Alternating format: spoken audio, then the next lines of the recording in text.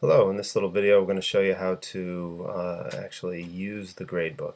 If you have not watched the first video on how to set up your gradebook, you may want to click on the link that appears below and go back and watch the first video. But if you've watched the first one and are here to learn how to use the gradebook, let's get started.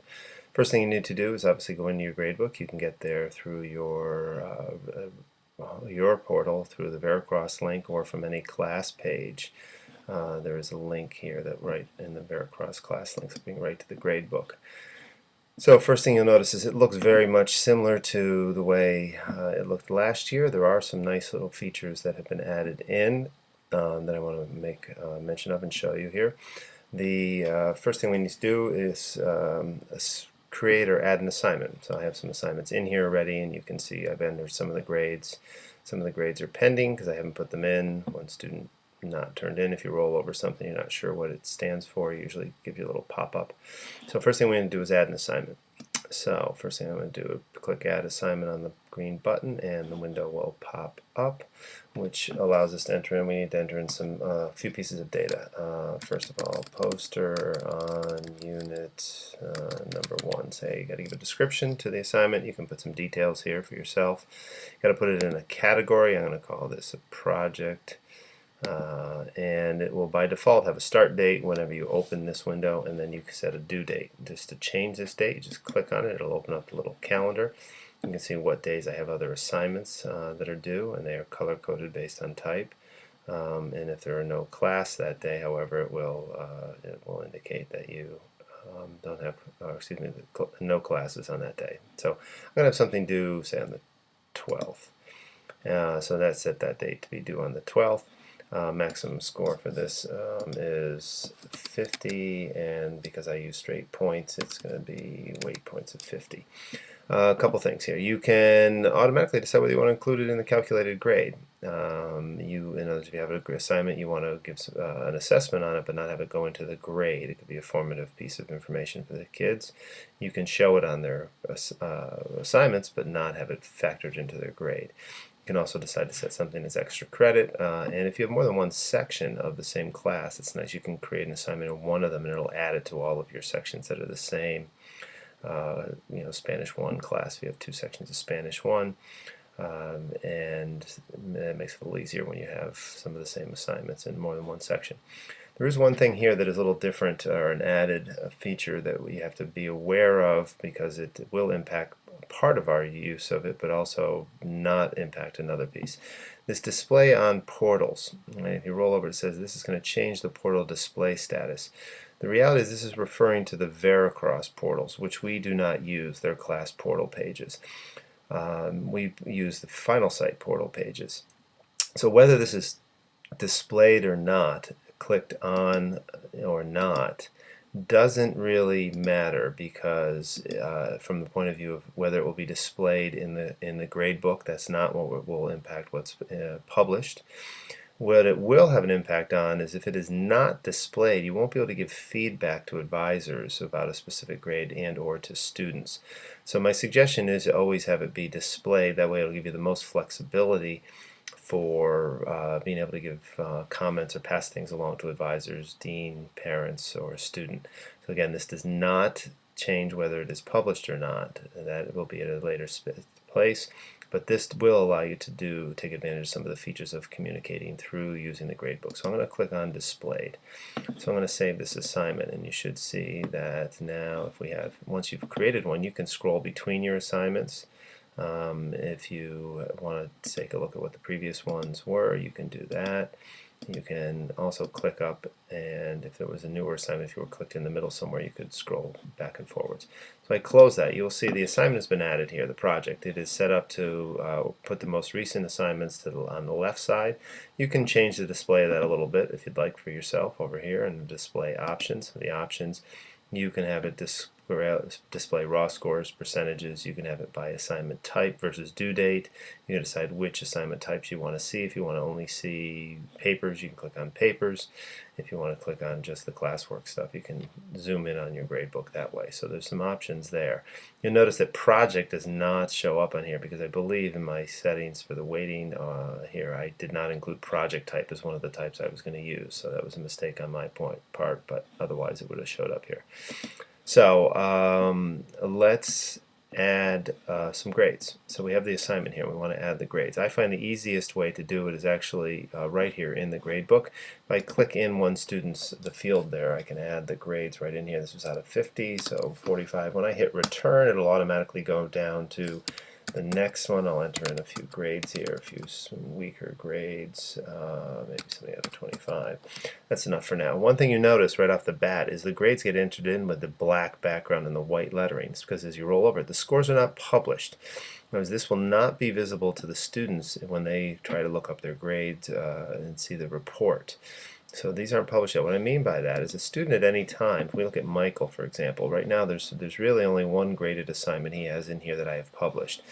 Any student can click on their grade detail report, or you as a teacher can. It's nice before you're having a conference with somebody to have that printed out. Or an advisor can check up on advisees, any of the teachers that are using the gradebook to be able to see this. Parents do not have access to this unless their children give them access through their own sign-in, but the parent sign-in does not give them access to this. If we click on this though, it pulls up a grade report, and you can notice for Michael Anderson, there's only one assignment listed because I've only published one assignment. So it'll show them by type and then chronologically down here.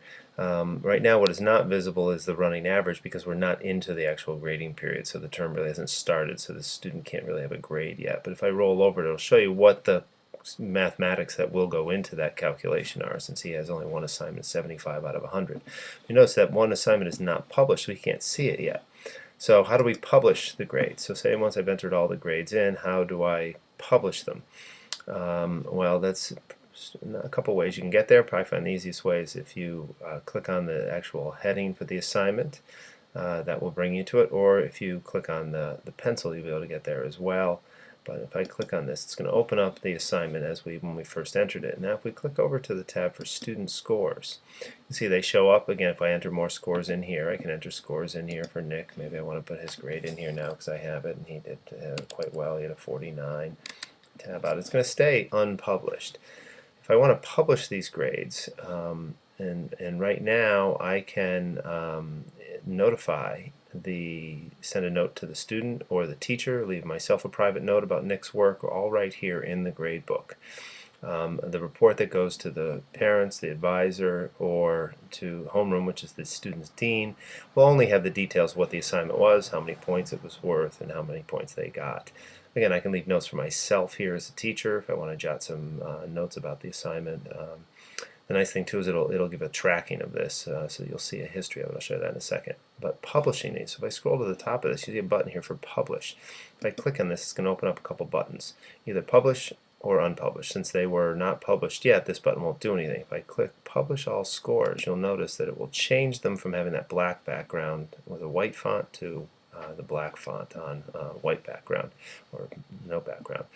So I close this now and take a look again. Now you can see these are, you can tell that these have been published because they look like this as opposed to the way they did just previously. Now if Michael was online and clicked on his grade detail report, he will see actually both assignments. Right, so both assignments now will show up, both listed chronologically down below and then by type up here, and it'll average all this stuff together if you have more than one assignment in the various categories. The grade again will not show yet, but it does just see the because it's been factored in now because we've published it, that what the calculation would be for that. So that's a nice feature that we've been asking for, the ability to enter all your grades in, hand the stuff, work back before you actually publish the grades. I said using this for communication. Great way you can communicate with advisors as long as you have it displayed. And there's a feature. If it's not displayed, you won't be able to do these things. But say I want to send a note to Abigail's advisor or to her about this assignment.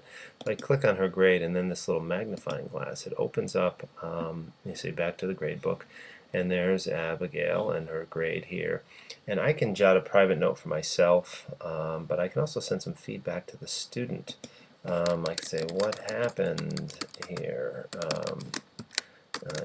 Just testing Abigail. No worries. I don't want her to think that when I send this to her that she's going to have an assignment that's troubling her. I can attach file. If I have corrected paper, I can attach it right to this, and I can post this feedback, and that will go to the student, and they will be able to see that feedback.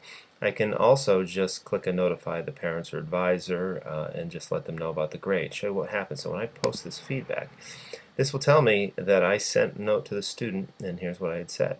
I can send another note to the student if they hand in a rewrite that gets added in on top of this grade.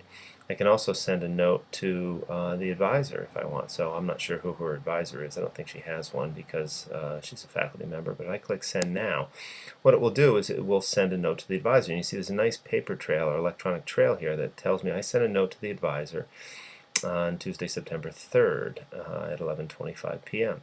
So if you're not sure if you've communicated with advisors, it's nice because it keeps track of when you sent notes, and they will get a little note from email from Veracross telling them what the grade was. It will not include the comments for the student, but it will include just the details of the grade to the advisor. You can also send it to the dean, or it can go to the parents, and that will send it to whoever the parents of record are in the Veracross database.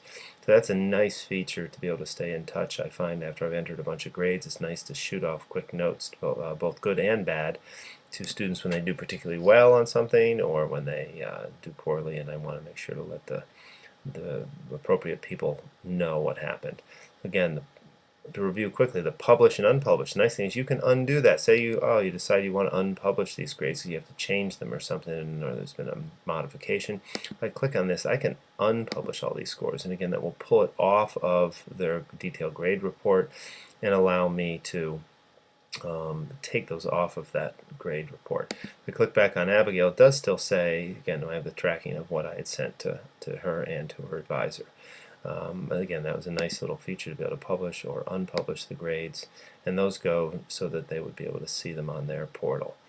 A couple of the last little features here that are neat. Sometimes you want to know, you have the statistics on the bottom of the page for the grades, the average, the median, and the standard deviation for those stats nerds. The other thing that's neat too is sometimes you can, other option, you click on assignments, just give you a list of the assignments. If you're not sure, if your gradebook has a lot of entries and you can't, maybe easier to see them here, you can click on any one of them and go right to the assignment, and again, and change it to whatever you want. If you go to graphs, neat thing here, so you can load for any one student. This is Michael's, obviously. This is showing his assignment grades on here. What if I want to see what the class average was? I can click on this, and what it'll do is it'll put a dot on here, since he's the only one that has this assignment, I think, with a grade in it. Let me click to a different, let's see, one that I have a couple grades for. It should have been in here. And then I could also click on all class assignment scores, and what it does is put little hash marks for what the other grades were, so you can see where the student was relative to the rest of the class, if you wish. This class assignment averages I think it's once you have all of the grades in, you will get a little dot that will show up on here where the class average was, so you can see where a student was relative to the average. Again, little things that you can do in the gradebook that when you're trying to evaluate and assess how things are going for a particular student. Right, so that's the quickie about the gradebook. That should get most of you through what you need. If you have any questions, as always, please don't hesitate to ask.